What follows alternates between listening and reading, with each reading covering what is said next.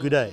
The insects are humming, the fire is crackling, the sun is shining and the birds are singing, which brings me neatly to the subject of this DVD.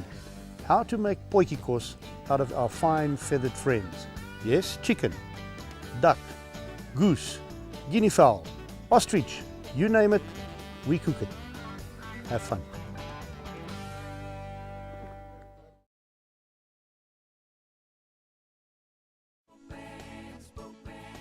Remember to keep on turning your bird gently while it's cooking away to make sure that it cooks evenly on all sides.